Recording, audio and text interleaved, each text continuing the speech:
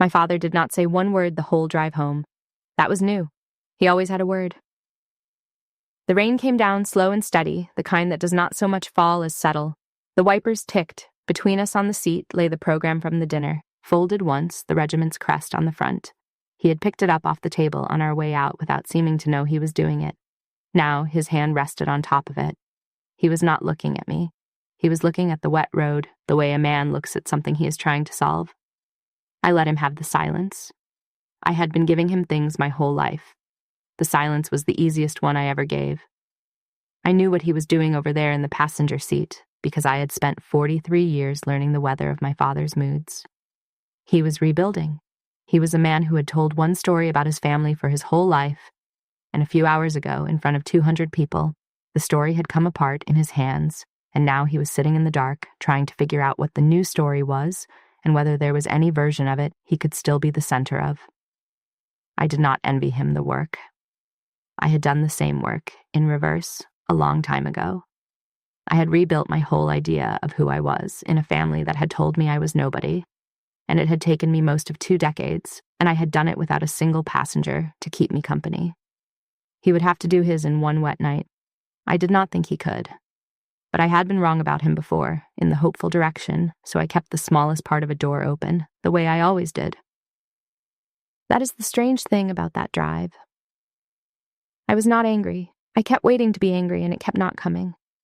I had spent so many years bracing for the moment my father would finally be shown what he had done, that I had never once considered how I would feel when it actually happened, and now that it had happened, the feeling was not the hot one I had rehearsed. It was something level and gray and quiet like the rain. I will come back to why. First you have to see the room. I want to start where the night started, though, because the drive home is the end of it, and you will not understand the quiet in that car unless you were in the room 3 hours earlier when he said the thing he said. So let me take you back to the table, back before he learned what the words had cost him. The dinner was held in a hotel ballroom off the highway, the kind with carpet loud enough to hide a spill and chandeliers a little too grand for the ceiling they hung from.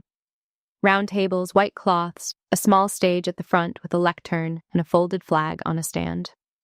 200 people, give or take, most of them men, a good half of them wearing the particular stillness that men carry when they have spent a career being ready for something. You can spot it across a room. It does not go away when the uniform comes off. My father did not have that stillness. He had the other thing, the performance of it. He sat to my right in a blazer he had bought for the occasion, and he held our table the way he had held every table I had ever sat at with him. He was 72 years old, and he told his one story with the confidence of a man who had told it 1,000 times and never once been interrupted. He had been in the army. That part was true. 1969 to 1972, a supply depot 200 miles from anything that could hurt him, a clerk's war, honorable and safe and small. He had turned it, across 40 years of dinners, into the family's heroism. In our house, my father had one war and told it like scripture. I sat next to him in my service uniform, dark blue coat, silver oak leaf on the shoulder. Above the left pocket, the wings I had earned in a hot summer 20 years back. And under them, the ribbons, and one badge my father had never once asked me about. I had pinned nothing extra on. I did not need to. The uniform said what it said to anyone who could read it, and this was a room that could read it. He could not. That was the thing about my father. He had worn the cloth and never learned the language. A waiter came past with a pitcher.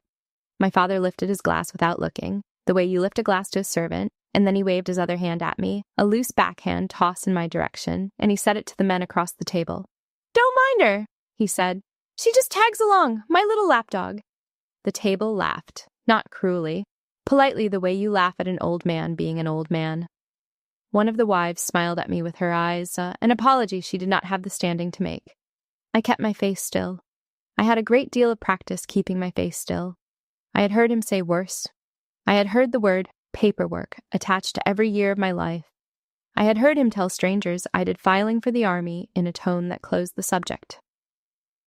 So the lapdog did not land as anything new. It landed differently only because of who was 2 tables over. It landed differently because there was a man in that room who knew my voice. Let me tell you who was actually sitting in that chair, because my father had spent 40 years describing her and had never once gotten her right. The card at my place setting had my rank and name printed on it in the regiment's careful lettering. When we sat down, my father had glanced at it, decided it was a mistake, turned it face down, and set his water glass on top of it so it would stop distracting him. He thought the head of our section was reserved for someone important who had not arrived yet. He did not understand that the someone important was the woman refilling his water. My name is Rachel Brandt. I am 43 years old. I have worn the uniform for 21 years, and I fly.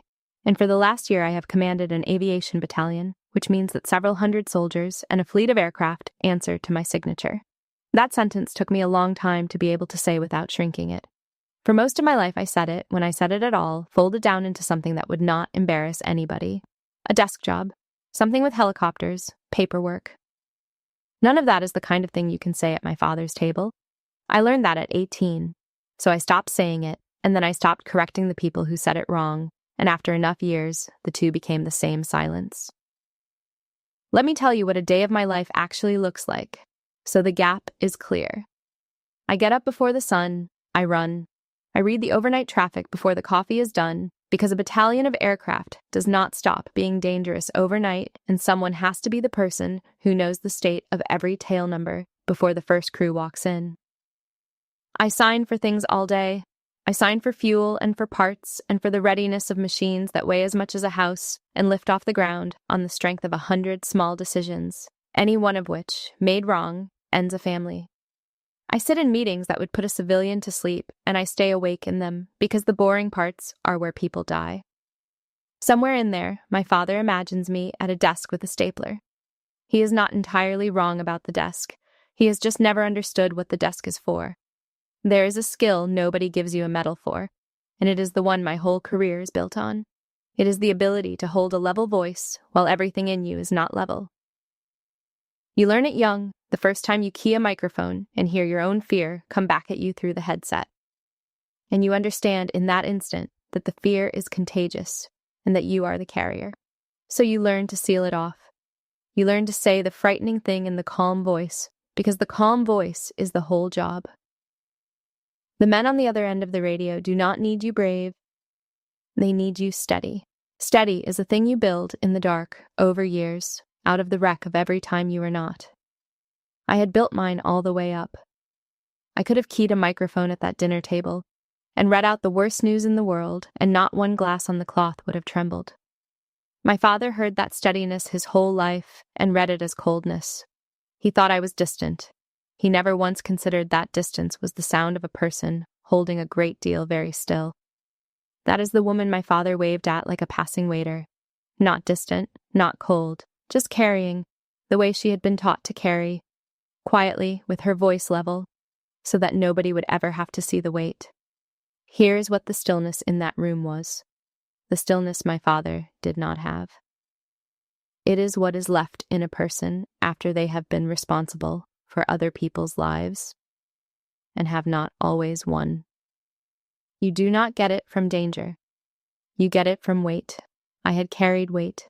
I had sat in a cockpit at altitude with a headset full of men who were going to live or die in the next hour, depending in part on what I decided.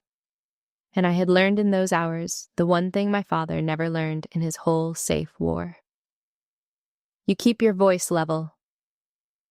Whatever is happening, you keep your voice level, because there are people listening who will take their heartbeat from yours. I command a battalion now. I want to explain what that means, because the word does not carry its weight in ordinary conversation, and my father certainly never let it carry any. It means that several hundred soldiers wake up each day inside a structure I am responsible for. It means that when a young pilot makes a mistake at altitude, the review of that mistake ends on my desk, and the decision about that pilot's future is mine to make. And I make it knowing that a career is a person, and a person is a family. It means that when the aircraft fly, they fly on a chain of maintenance and training and judgment, that I am the last human link in. I have signed my name to the readiness of machines that carry people, which is another way of saying I have signed my name over and over to the proposition that I have done everything a person can do to make sure they come home. Some nights I lie awake, going back over the signatures. That is the job. The lying awake is not a flaw in the job. It is the job. None of that fits on a place card. None of it fits in the word paperwork. And so it lived, that whole enormous responsibility, folded up small and invisible, inside a woman refilling her father's water glass. And the only people in that ballroom who could see the actual size of it were the 200 strangers, not the one man who shared my name. Before the dinner, at home, I had stood in front of the mirror and put the coat on, and checked it the way I always do. And my father had appeared in the doorway of my own house, where I had offered him a room for the night, and he had looked at the ribbons and the wings, and he had said, "You're wearing all that? People will think you're trying to be somebody." I had learned a long time ago how to be somebody without anyone's permission. It took me most of my life to stop wanting his. So that is who sat in the chair. Not a lapdog, not a clerk. A commander who had spent decades learning to make her weight invisible, sitting quietly under her father's hand at a table where every other adult who could read a uniform already knew exactly what the printed card said. This did not begin at that table. I want to be honest about that. A man does not call his daughter a lapdog in a ballroom unless he has been practicing the sentence in smaller rooms for a very long time. I was 18 the first time I told him I was going to fly. We were in the kitchen. I remember the specific yellow of the light over the stove and the specific way he did not turn around from the sink. I told him I had talked to a recruiter, that there was a path to a commission and then to flight school, that I could actually do this. He rinsed a plate. He set it in the rack. Then he said, without any heat, which was the part that stayed with me, "Pick something you can finish, Rachel. Flying is for other people's kids." I signed the paperwork anyway. He did not come to the commissioning. He had a thing that weekend. There was always a thing. My mother tried. I will give her that. Sharon Brandt spent 30 years steering the subject at dinner tables, changing lanes gently whenever my father started toward me, refilling a dish, asking about the weather, doing the small, quiet labor of a woman who loved a difficult man and a slighted daughter and did not have the power to fix either one. She could only manage the traffic. She could not build a different road. There was one homecoming I think about more than the others. I had come back from a long deployment, the first one where I had actually held people's lives in my hands and not always kept them. And I was younger than I should have been for the things I had seen. And I flew home and drove to my parents' house, because that is what you do. You go home. My mother had made a roast. My father asked me, over the roast, whether the Army had let me drive the helicopters yet, or whether I was still doing whatever it was I did. I said I was an aircraft commander. He said, "Ah, so you fill out the flight plans," and he reached for the salt. I want you to understand that I had, 6 weeks before that roast, flown a load of wounded men off a landing zone that was being shot at, in weather that should have grounded me, and had held the aircraft steady on the strength of a voice I did not feel, while a young medic in the back kept 2 soldiers alive with his hands. And I sat at my mother's table and let my father decide. I filled out flight plans, and I reached for the salt too, and I passed it to him, and I said nothing. Not because I could not have spoken, because I had already learned that the speaking cost more than the silence, and I was tired, and the roast was good, and my mother was looking at me with the particular pleading look of a woman asking me not to make it a thing. So I did not make it a thing. I never made it a thing. 20 years of not making it a thing. My mother knew more than she let on. I understand that now, though I did not then. Late in her life, in one of the honest hours, she told me she had kept a folder. Not of anything official. Of the small things that reached her sideways. A line in a hometown paper about an award. A photograph a friend had sent. The few crumbs of my real life that made it past the wall my father built around the subject. She had a folder of me that she kept where he would not find it, and she never showed it to me while she was well, because to show it to me would have been to admit out loud that the family had a wall in it, and she did not have the strength to hold that admission and hold the family together at the same time. She chose the family. I do not entirely forgive that choice, and I do not entirely condemn it. I only know that somewhere in a house I grew up in, there was a folder that proved one person had been quietly seeing me the whole time, and that I did not learn it until she was almost gone. Grant learned the dialect younger than I did, and spoke it more fluently. My brother is 3 years older than me, and he spent our whole childhood as our father's echo, and he grew into a man who could take any sentence I said about my life and find the small door in it. I would mention a deployment, and Grant would ask if I got the good shopping on the base, I would mention taking command, and Grant would ask if that meant more paperwork, and he would say the word paperwork with a little smile, like he was doing a bit, and everyone would laugh because it was the family bit, and I was the punchline of it. He did not do it to wound. I have thought about this a great deal, and I believe it is true. He did it because it was the only language our father ever taught us to speak about me. And Grant was a good son, and a good son speaks his father's language. So I built my own, quietly, elsewhere, without an audience. In our house, my father had one war story and told it like scripture, and I had 100 and told none of them. Not the night over the water, not the ridge, not the 11 men, none of it. I would come home on leave and sit at the table and let the word paperwork settle over the biggest things I had ever done, and I would pass the potatoes, and I would say nothing. You would think a person could not keep that up. You would be wrong. You can keep it up for 20 years. The habit of not correcting the record becomes so smooth that you forget it is a choice. I had stopped correcting the record a long time before that dinner. It is a hard habit to break, even when the record is about to correct itself. There was a man 2 tables over who had not touched his food. I noticed him the way you notice a change in engine sound, not with your eyes first, with something underneath the eyes. He was in his early 50s, broad through the shoulders, in a way that had cost him, gray coming in at the temples, a small enamel crest pinned to his lapel that I recognized from across the room because I had seen its full-size cousin on flight suits and on coffins. He was a quiet man at a loud table, and he kept looking at me. Not the way men sometimes look, the other way. The way you look at a word on the tip of your tongue. He would glance at me, then down at his plate, then back, and each time he came back, his eyebrows had moved a little further toward the center of his face. He was hearing something. I did not know what yet, but I have spent my life reading the faces of men who are about to remember something, and his was the face. I did not recognize him. I want to be honest about that. I had never seen his face in my life. That is the nature of the work I did. I was a voice to those men, and they were a load to me, weight coming aboard in the dark, and we had shared the most important night of several of their lives without ever once being in the same square mile of daylight. He knew my voice the way you know a song. I knew him the way you know that a load came off a hill safe. We had been as close as 2 people can be for 9 hours, and we would have passed each other in an airport 1,000 times and never known. So while he sat there, hunting for the word on the tip of his tongue, I felt only the ordinary discomfort of being watched by a stranger, and I did what I always did, which was to make myself a little smaller and a little more useful. I refilled my father's water. I straightened the fork my father had knocked crooked. I performed, without thinking about it, the exact role my father had cast me in, which was the woman who tends to things while the men talk, and I did it directly in the eyeline of a man who was 3 seconds from remembering that this woman had once flown into a wall of muzzle flash so that he could grow old. My father, of course, saw none of it.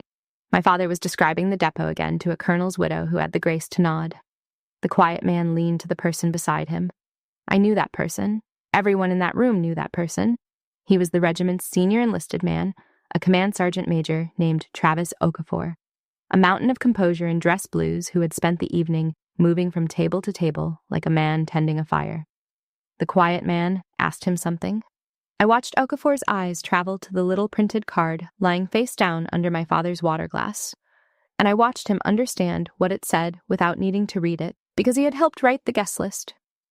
Okafor put a hand on the quiet man's shoulder. He said something short. I could not hear it over the room, but I have replayed it enough times from the shape of his mouth that I am fairly sure of it. "Ask her yourself, Elias," he said. "But you already know." The quiet man, Elias, did not move for a moment.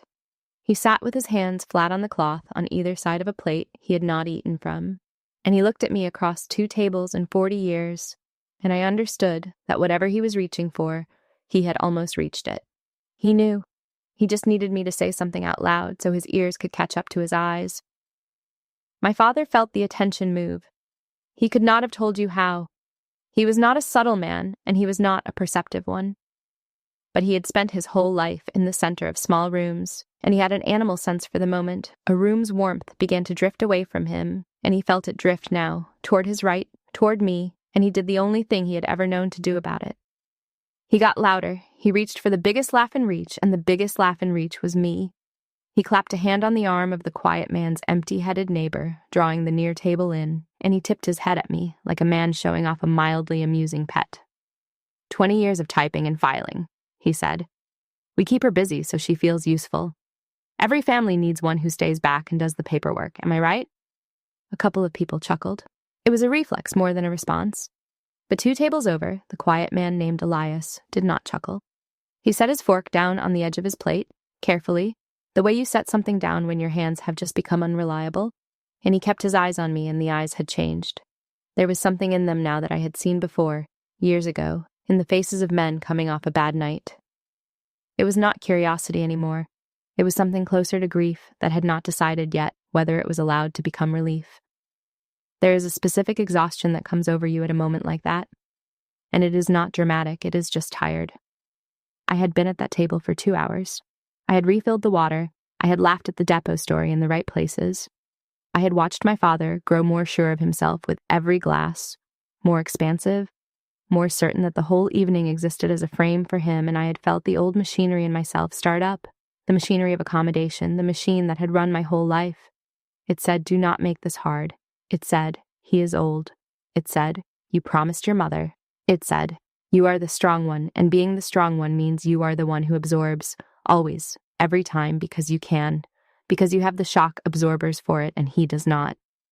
I felt the old pull to make it smaller, to laugh along, to reach over and pat my father's hand and say something self-deprecating and let the warmth flow back to him, because that was my job in this family. That had always been my job, to be the flat surface the family's story could be written on. You want to know the truth? I would have done it. If Elias Rourke had stayed in his chair, I would have smoothed the whole thing over, and my father would have gone home never knowing what he sat next to, and I would have driven him and thought nothing of it, because I had done exactly that 100 times. I was not saving myself for a reckoning. I had no reckoning planned. I had a plate of chicken and a promise to a dead woman and a father to get home. That is all I had. The reckoning was not mine. It walked over on its own 2 feet, and it had a lapel pin and wet eyes, and it did not ask my permission. And there was a reason beyond habit. My mother had asked me for something once near the end. She was in a bed by then, and very tired and honest in the way people become when the pretending stops being worth the effort, and she took my hand, and she said, Rachel, when I am gone, he will have no one who will put up with him. Promise me you will leave a door open. I had promised. I had kept that promise through worse evenings than this one.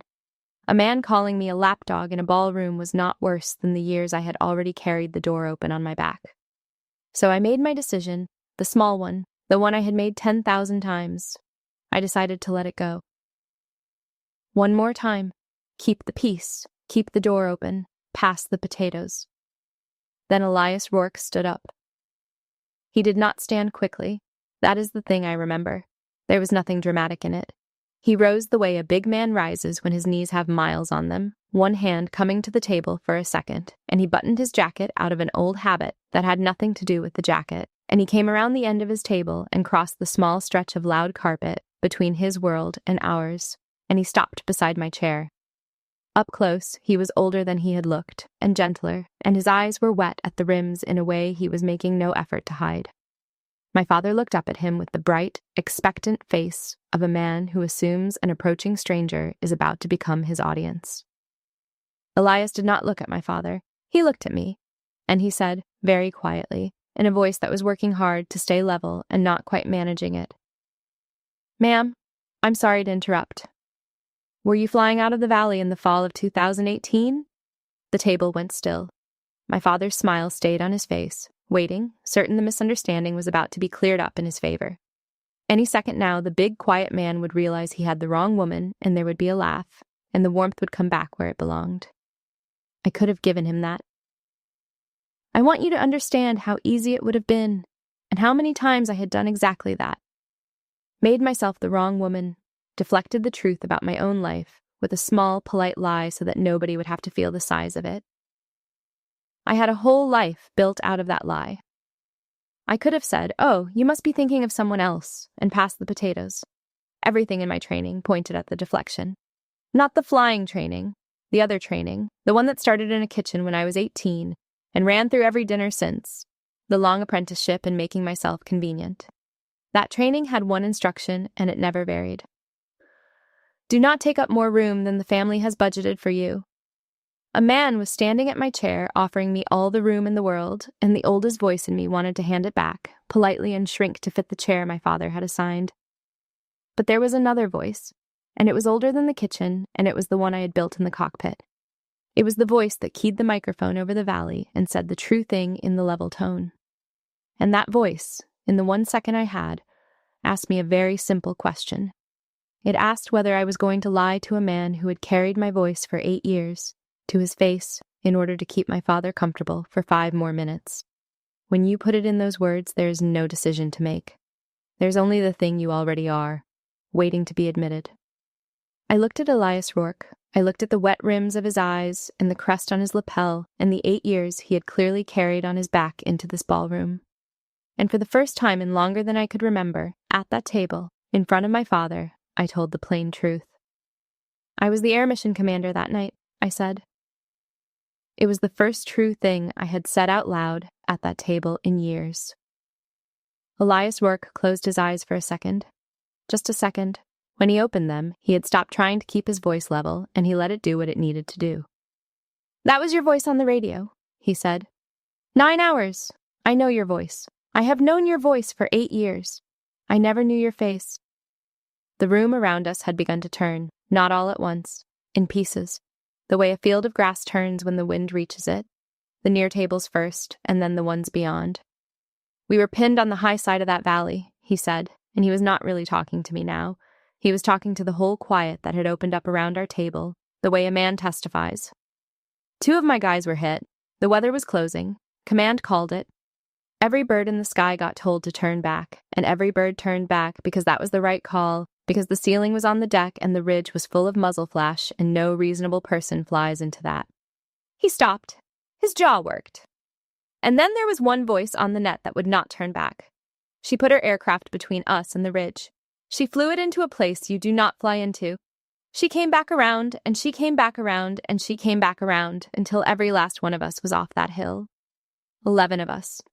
11 of us went home to our families because one pilot decided the call did not apply to her. He was telling it from the ground. I had it from the air. And while he spoke, I was not in that ballroom at all. I was back in the seat, 8 years and half a world away. And I will give you the other half of the night, because he earned it for me by standing up. It was full dark, and the weather was on the deck. That is the phrase we use. It means the cloud has come down to meet the ground, and there is no clean air left to fly in, and the smart thing, the trained thing, the thing every manual and every instinct tells you, is to stay out of it. We had gotten the call that a team was in trouble on the high side of the valley. 2 wounded, contact on 3 sides. The window was closing, and the ceiling was closing faster. The mission commander for the sector made the call to abort. It was the right call. I want to be very clear about that because people hear this story and think the hero is the one who broke the rules, and that is not the lesson. The abort was correct. The weather was below every minimum we had. Sending aircraft into that was, on paper, trading good crews for a chance at wounded men, and on paper you do not make that trade. I keyed the microphone, and I told the net I was going in anyway. I did not shout it. I have thought a great deal about the fact that I did not shout it. I said it the way you would say a room number, level, because the men on the hill were listening, and I needed them to hear a voice that had already decided, not a voice that was afraid, even though I was afraid, even though my hands on the controls were doing the small, constant work of hiding it from the aircraft. I brought it down the valley below the ridgeline in the cloud, on the instruments, and on a feel for the ground I had spent 15 years earning, and I put the aircraft into the one pocket of air between the hill and the weather, where a thing our size had no business being. The ridge was full of muzzle flash. I could see it through the wet, little blooms of light that meant men were trying very hard to kill the people I'd come for. And, incidentally, me. I held it steady.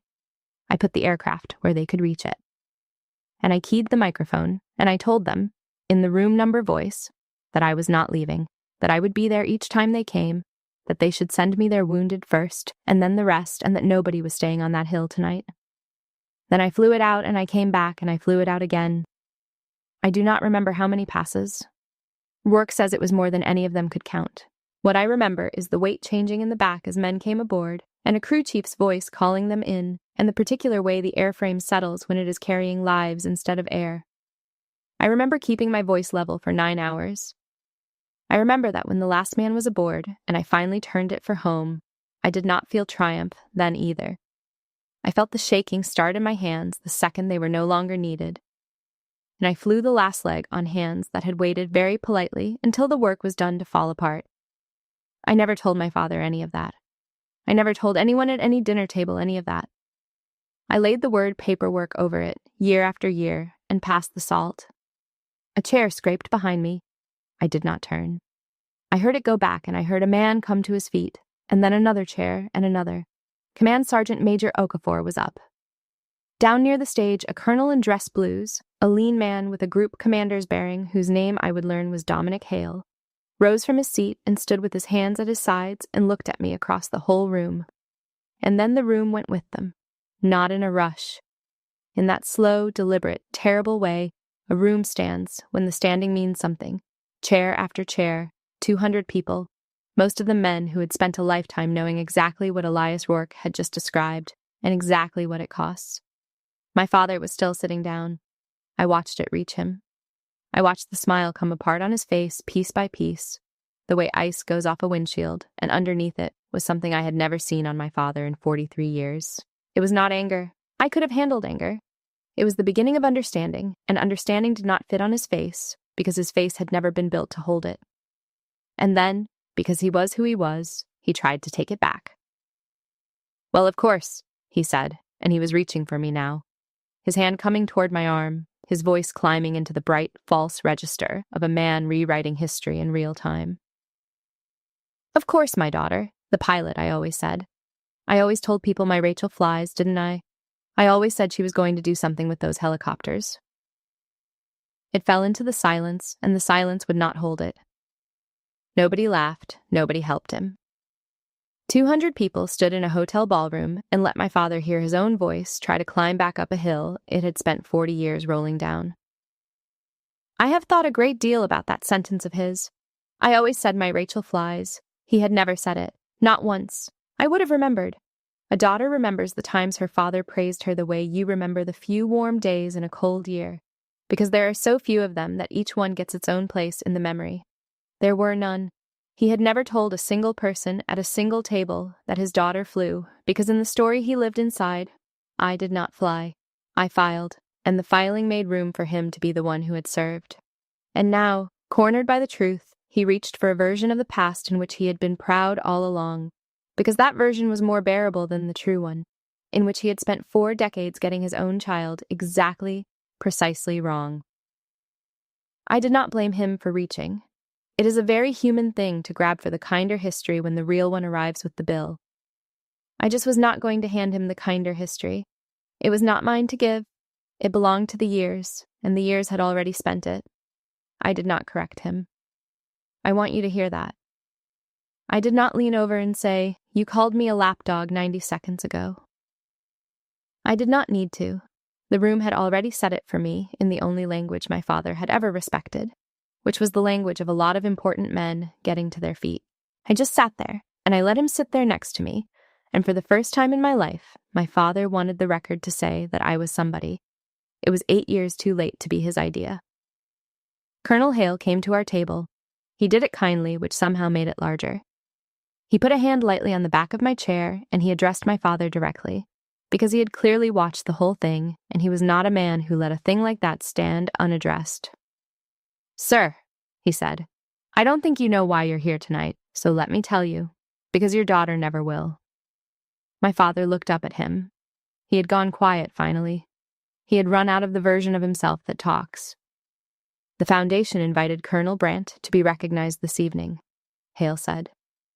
"Master Sergeant Rourke, retired, spent 2 years asking us to find the aviator from that valley.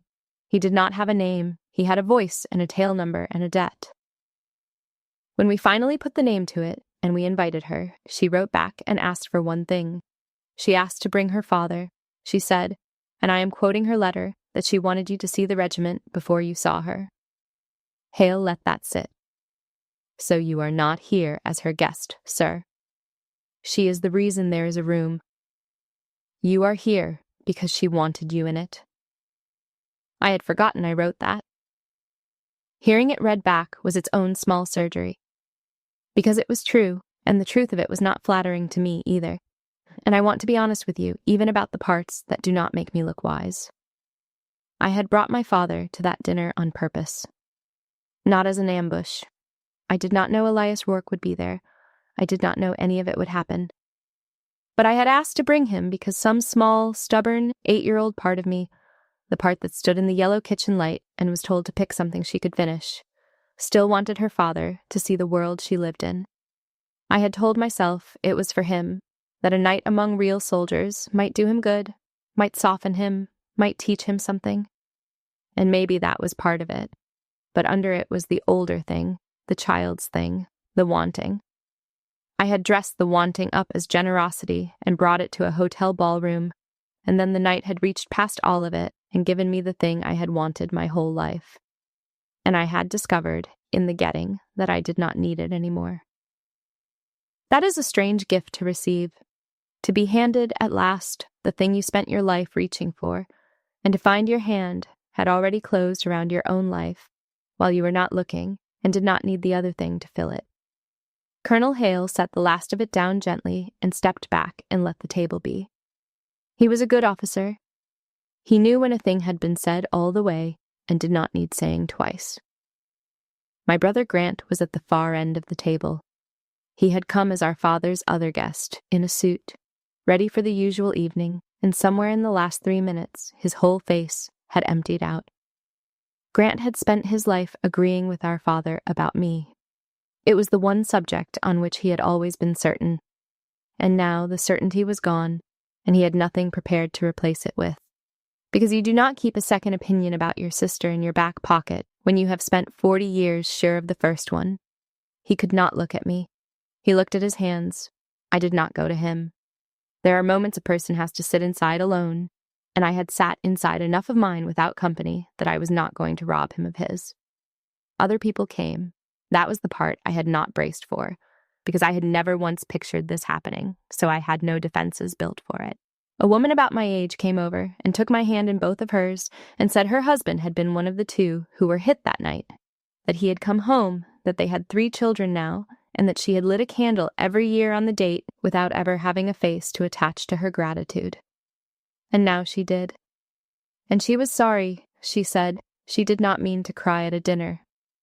Command Sergeant Major Okafor came and stood at my shoulder, not saying much, just being large and steady and present in the way senior sergeants know how to be, letting his presence do the work that words would have cheapened. A young captain I had never met asked very seriously if he could shake my hand.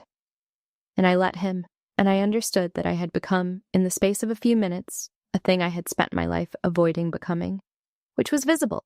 My father sat through all of it. Nobody was cruel to him. That was almost the worst of it, I think, for him. Nobody scolded him or threw the lapdog line back in his face.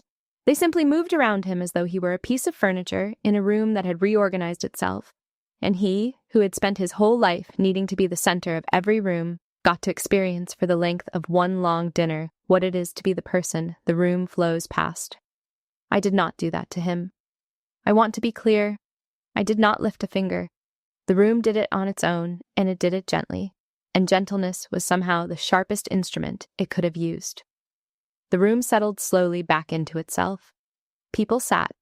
The warm noise came back. But it had rearranged around a new center, and the new center was the woman my father had introduced as his lapdog, and there was nothing he could do about that now, and I think that was the moment it truly reached the bottom of him. The room had changed in 90 seconds. The family was going to take longer, if it happened at all. I stepped out into the hallway after the speeches. I needed the quiet. Ballrooms are loud even when they are being reverent, and I had spent a lifetime needing to step out of rooms to find my own pulse again. Elias Rourke followed me out. He stood a respectful distance away, turning a challenge coin over in his fingers, an old nervous habit. And when he spoke, he had gathered himself back into the careful, formal register of a senior sergeant addressing an officer, which is its own kind of tenderness. "I named my boy after that night, ma'am," he said. "Not a person. I didn't have a person. I named him for the thing the voice did. My wife thought I was crazy. He's 7 now." He stopped turning the coin. "I've stood in a lot of rooms and told that story. I never once got to say it to the pilot. I didn't think the pilot was a real person anymore. She was just the voice that wouldn't leave. I did not trust myself to say very much. I said thank you. I said his men had done the hard part, which was true, and he shook his head, because he knew the arithmetic better than I did, and we let the disagreement stand between us the way old soldiers do. He told me a little about the 7-year-old. He told me the boy was fast and stubborn and afraid of the dark, and that when the boy asked why he had his name, Elias told him it was after a helper who came when things were bad and left it there, because 7 is too young for the rest of it. He said he had always meant to fill in the rest when the boy was old enough. And then he looked at me and said that now he could tell the boy the helper was real, that she had a face, that he had shaken her hand. I had to look at the carpet for a moment when he said that. There are gifts a person hands you that are too big to be received standing up straight, and that was one of them. We stood in that hallway, the retired sergeant and the colonel, 2 people who had shared the single most important night of his life, and one of the more important ones of mine, and had never before occupied the same room. I thought about how strange the shape of a life is, that you can save someone completely and never know their face, that you can be saved completely and spend 8 years thanking a voice, that the whole enormous machinery of that night, the aircraft and the weather and the muzzle flash and the 11 families, could sit invisibly inside 2 people eating chicken 40 feet apart at a hotel banquet and only surface because one old man could not resist calling his daughter a lapdog in front of a stranger. Here's the thing I have to be honest with you about, because this is a true story, and a true story owes you the untriumphant part. What I felt in that hallway was not triumph. I had imagined, in weaker years, what it would feel like to have my father finally see me, and in the imagining, it was always a hot, bright feeling, a vindication, a settling of accounts. It was not that. It was quieter and sadder and better than that. It was the feeling of a bill being marked paid, a bill I had stopped a long time ago, expecting anyone to settle. The relief was real. But under the relief was the plain fact of the years. The years I had spent smaller than I was. The dinners I had eaten in silence. The word paperwork laid over the ridge and the water and the 11 men again and again, until I half believed it myself. You do not get those years back. The room standing up does not give them back to you. That is the part nobody tells you about being finally seen. It does not undo the being unseen. It only ends it. I had made my peace with my father a long time before Elias Rourke ever stood up. I had made it in a hospital room, holding my mother's hand, deciding that I would keep a door open for a man who would probably never walk through it as anything other than himself. I had grieved the father who could see me while she was still alive to grieve him with. That grief was old. It was finished. That is why I could stay in my chair when the whole room stood. I was not waiting for the room. I had stopped waiting years before. The room standing was a beautiful thing, and it was for the men on the hill more than it was for me, and I was glad of it, and it changed nothing about who I already knew I was. Which brings us back to the car. The rain had not let up. My father sat with his hand on the folded program and watched the road, and we drove for a long time through the wet dark without either of us saying anything, and I let it be. I had somewhere stopped needing him to speak. That is its own kind of freedom, the day you stop needing a person to say the thing you spent your life waiting for. He broke it himself, finally, at a red light, without looking at me. You never told me, he said. I thought about the yellow light over the stove. I thought about the commissioning he missed and the deployments he did not ask about and the 40 years of paperwork laid over my whole life. I could have opened all of it. I had the standing too now. The room had given me the standing. I did not open it. I told you every year, Dad, I said. You just heard paperwork. He did not argue. That was the thing that told me something had actually moved in him. My father argued with everything. He argued with weather reports, and he sat there at that red light and he did not argue. And after a while, he nodded, one small nod, at the windshield. I did not make it warmer than it was, but I did not make it colder either. When we got to his door, I put the car in park, and I told him the truth about what came next, because a door left open is not the same as a door with no rules on it. And I had learned the difference the hard way. I told him he was welcome at my table. I told him he was welcome any Sunday, that there would always be a plate. And I told him what he was no longer welcome to say at it. Not the lapdog, not the paperwork, not the small closing sentences he had used my whole life to make me fit in a space he found comfortable. I told him the door my mother asked me to keep open was still open, and that I had kept it open longer and at more cost than he would ever know, and that it would stay open. But he would come through it as a guest of the person I actually was, or he would not come through it at all. He started to say something then. I could see him gather it, the old reflex, the need to have the last word, to fold the evening back into a shape he could live inside. And then he stopped himself. I watched him stop himself, which was a thing I had never in my life seen my father do. Whatever he had been about to say, he set it down. He said, instead, quietly, that the roast that night 8 years ago, the one I had come home to after the deployment, had been my mother's idea, that she had made it because she was proud of me and did not know how else to say so. I do not know if that was true. My father was not a reliable narrator of his own past. But I understood that it was the nearest thing to an apology he had in him, offered sideways about a roast, because the front door of the apology was more than he could open. I took it. You take what a person can actually give, or you spend your life waiting at a door they cannot reach the handle of. He nodded again. It was the first thing I ever said to my father that he did not argue with. Grant called me 2 days later. That surprised me more than anything that happened at the dinner. My brother, who had spoken our father's language about me for 40 years, called me on a Tuesday and did not have a bit ready and did not make a joke about paperwork, and there was a long silence on the line, and then he said he had not known, and I said I know, and he said he was sorry, and I said I know that too. It was not a repaired relationship. It was the first brick of one set down by a man who had never laid a brick in that direction before, and I did not rush out to build the rest of the wall that afternoon. But I noted the brick. You note the brick. I watched him go up the walk in the rain, an old man, smaller than the story he had told about himself for 40 years, and I felt no urge to make him smaller still. There is no victory in that. I had 11 men on a hill for my measure of victory. I did not need my father on the ground. I dropped him at his door.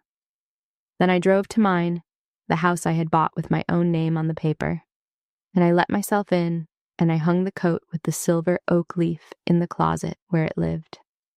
And I slept the whole night through like a woman who owed no one an explanation. Because I did not. I never had. It only took me most of my life to believe it. I want to say one thing to you, and then I will let you go. If you are the one they keep small, hear me. If you are the one at the table who does the quiet, enormous things and answers to the word paperwork, if you are the lapdog in someone's story who is actually the voice on the radio that would not leave, hear me. The truth about you does not need their permission to be true. It does not need the room to stand. It does not need the person who dismissed you to finally, 8 years too late, decide it was their idea all along. All of that is nice when it comes, and it is theirs, not yours. Yours is the thing you already did. Yours is the hill you already flew into. No one at any table can hand that to you, and no one can take it back. So make your peace before the room stands. Make it in the quiet, on your own, the way you make every important thing. And then, if the room ever does stand, you will be able to stay in your chair, steady, level, the way you learned to keep your voice when other people's lives depended on it. Not because you do not care, because you already know. I spent too many years waiting. I want to say that plainly, in case you're in the middle of your own waiting right now.